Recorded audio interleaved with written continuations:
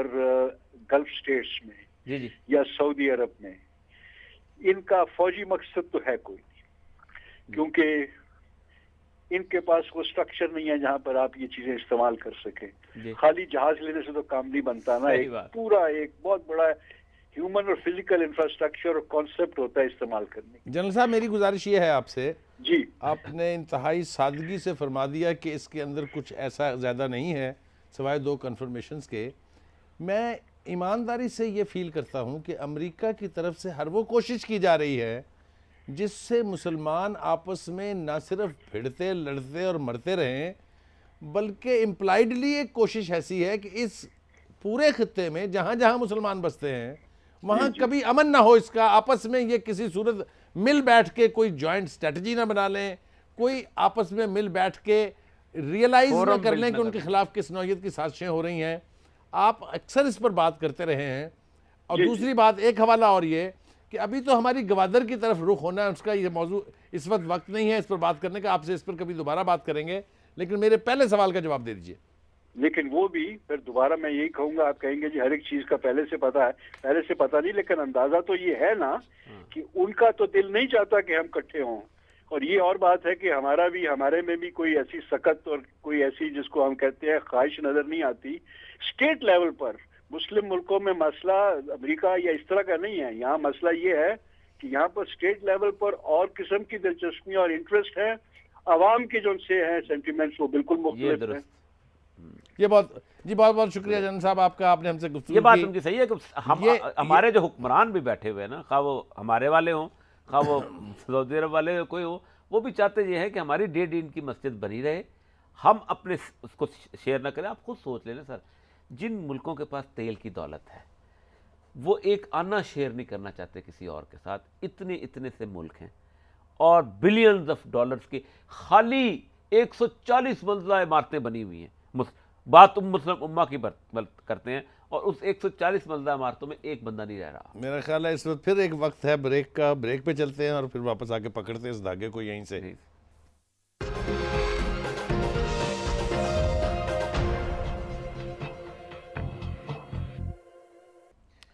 Welcome back. اس وقت ہمارے ساتھ اور یہ کالر ہیں موجود، کافی دیر سے انتظار کر رہے ہیں. وہ بھی واسق صاحب ہیں چکوال سے، ان سے بات کرتے ہیں. جی واسق السلام علیکم. السلام علیکم سر. جی فرمائیے. جی سر، سب سے پہلے تو آپ دونوں حضرات بہت اچھا پروگرام کر رہے ہیں سر، بہت اچھا لگ رہا ہے. جی بہت شکریہ. اور دوسرا سر، آپ سے ایک بات پوچھنی تھی. ہمیں بھی سمجھ نہیں آتی کہ اس میں صرف پاکستان کے بارے میں یا اس طرح کی باتیں ہیں، نہ انڈیا کے بارے میں کوئی ایسی بات ہے وکی لیکس میں، اور نہ اسرائیل کے بارے میں ہے، اور ان کے تعلقات بھی تو ہیں امریکہ کے ساتھ. اسی کا تو رونا ہم رو رہے ہیں سرکار جی کہ وہ جو ہیں ان کے خلاف کبھی کوئی گفتگو نہیں ہوتی. ان کے خلاف انڈیا میں سارا سب کچھ اچھا ہے، ہم اسی کو تو رو رہے ہیں. نہ ان کے نیوکلیئر پروگرام کے بارے میں آتی ہے، نہ ان کی غربت کے بارے میں آتی ہے، نہ گجرات یورینیم چرانے کی بات ہوتی ہے، نہ ان کے اوپر کوئی پریشر ہے. ان کے ہاں لگتا ہے امبیسڈر جو ہے ہولی منانے جاتا ہے بالکل، اور ادھر ڈانس ڈوس کر کے نا واپس آ جاتا ہے. کوئی خط وط بھی نہیں لکھتا. کچھ بھی نہیں سر ان کے بارے میں، تو ان کو سب رنگین اور بالکل گلیمرس نظر آتا ہے. جی واسق، اس پر ہم اکثر بات کرتے رہتے ہیں اور مزید بات بھی کرتے رہیں گے. بہت شکریہ آپ نے ہمیں کال کیا. اور یہ مجھے ایک بات اور کرنی ہے. ہمارے ملک میں امریکن ایمبیسڈر ہو یا لاہور میں ان کا کونسلیٹ ہو، وہ اس طرح دندناتے پھرتے ہیں پورے پاکستان میں، اور جس کو چاہتے ہیں فریلی ملتے ہیں against all the UN charter and the diplomatic protocol. حیرانی ہوتی ہے کہ یہاں پورے دن کی ایکٹیویٹیز کے اوپر ان کے امریکن کونسلیٹ، کیا حیثیت ہوتی ہے امریکن کونسلیٹ کی، پروگرام کیا جاتا ہے. میں صبح اٹھتی ہوں اور میں نہاتی ہوں. آپ کو پتہ ہے they are not allowed to move out of their premises. اچھا، حالت یہ ہے کہ میں اس دن شک جو بندر بریلوی کی اس دن شک پڑ گیا تھا جس دن پہلی دفعہ امریکن ایمبیسڈر اچ شریف گئی تھی اور اس نے جا کے وہاں پیسے دیے تھے کہ یہ مزاروں کے اوپر ہم پیسے دینا چاہتے ہیں. اور رینڈ کارپوریشن کی رپورٹ آ گئی تھی کہ بہترین طریقہ یہ ہے کہ صوفی اسلام جو ہے اس کو پروموٹ کرو اور ان کی آپس میں جھگڑا کرو. ایک ہمارے ساتھ کالر ہیں کراچی سے اس وقت، ان سے بات کرتے ہیں. جی السلام علیکم. وعلیکم السلام. جی فرمائیے. بخاری صاحب، ایک عرض یہ ہے کہ جب آپ یہ وکی لیکس پہ رائے لیتے تو جنرل اسد درانی اور حمید گل کا میں مثال آپ کو دوں گا، جیسے آپ نذیر نازی سے پوچھ رہے یا عرفان صدیقی سے. اچھا بہت شکریہ آپ کا, آپ کے جذبات ہم سمجھ بھی گئے ہیں, آپ نے جو کہنا چاہا ہے وہ ہم تک پہنچ گیا ہے. بہرحال بات یہ ہے ہم کوشش یہ کرتے ہیں, ہمارا کالر جو ہے کتنا ذہین اور فتین ہے, فتین بھی وہ توئے والا نہیں. اصل میں بات یہ ہے کہ ہر آدمی کے, ہر پرسن کے بارے میں اپنے ویوز ہوتے ہیں جسے ہم چیلنج نہیں کرتے. ہر آدمی کو آزادی ہے کہ وہ اپنے ویوز رکھ سکے اس کے بارے میں. جو بات کر رہے تھے ہم امریکن ایمبیسڈر کے حوالے سے, ایک تو یہ کہ ان کو یہ آزادی بالکل نہیں ہونی چاہیے, اور دوسرا یہ کہ ہمارے جرنیلوں کو, ہمارے وزیروں کو اور ہمارے پریزیڈنٹ اور پرائم منسٹر کو بھی ان کے ساتھ وہی سلوک کرنا چاہیے جو سلوک ان کے ساتھ ہوتا ہے جب یہ وہاں جاتے ہیں. میرا خیال سر آپ اسلام آباد چلے جائیں, آپ اسلام آباد میں ہمارا مسئلہ یہ ہے کہ یہ پاکستان کی ایمبیسیز کی اکثریت جس طرح وہ اپنے دن مناتی ہے, جس طرح وہ گھلتی ملتی ہے, جس طرح وہ ساری جاتی ہے, ہم بھی باہر رہے ہیں, ہمیں پتہ کوئی کسی ملک میں اس طرح کی صورتحال. 45 ایمبیسیز کی ونڈوز کھلی ہوئی ہیں جو این جی اوز کو امداد دیتی ہیں. بنگلہ دیش جیسا ملک جہاں این جی اوز انتہائی فلرش کی ہیں, اگر این جی اوز ایک ٹکٹ کہیں سے لے لینا تو اس کو بتانا پڑتا ہے کہ میں نے باہر جانے کا ٹکٹ کہاں سے لیا ہے. اور ہم اس حد تک ڈھیلے ہیں کہ ہمارے ہاں لاکھوں کروڑوں اور لاکھوں ڈالر جو ہیں این جی ایس کو دیے جاتے ہیں, کوئی کسی نام پہ, کوئی ناموس سے فلانے کے نام پہ, کوئی خواتین کے حقوق کے نام پہ. تمام اکاؤنٹس اوپن ہیں کہ آپ وہاں ڈائریکٹ اپلائی کریں.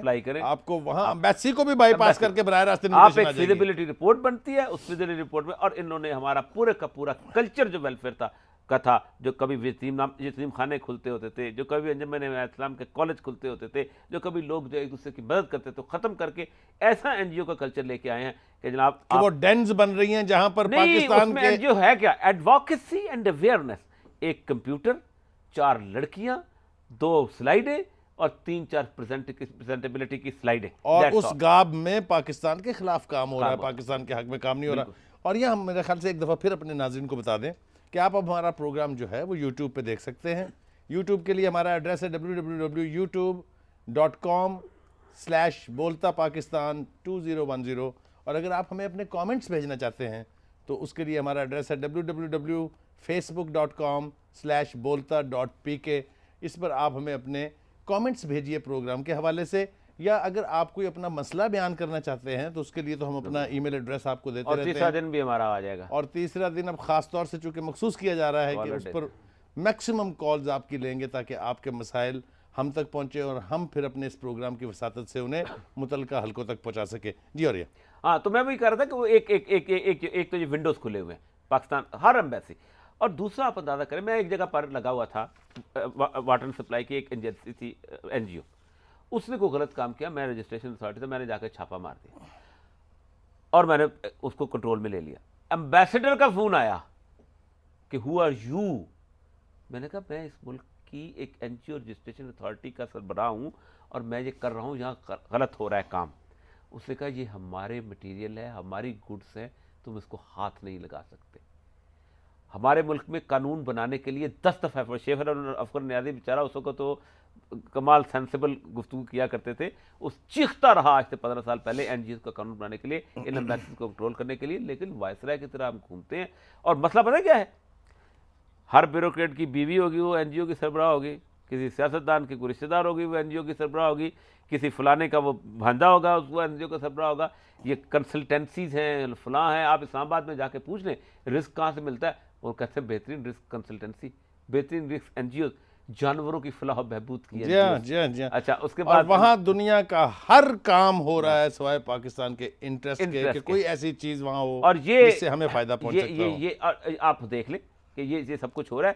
اس کا تبصرے کیا ہو رہے ہیں میڈیا میں ہمارے.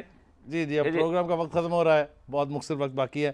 ناظرین, آپ نے سنا وکی لیک کے حوالے سے ہم نے گفتگو کی. ہم نے کوشش کی کہ دیگر چینل جہاں پر اسی موضوع کے اوپر گفتگو ہوئی اس سے ذرا ہٹ کے گفتگو کی جائے, اس کی وہ پرتیں کھولنے کی کوشش کی جائے جو ابھی چھپی ہوئی ہیں. اس میں آگے کیا آ رہا ہے, مزید کیا آنے والا ہے, وہ تو جب آئے گا تو آپ تک ہم بھی پہنچائیں گے.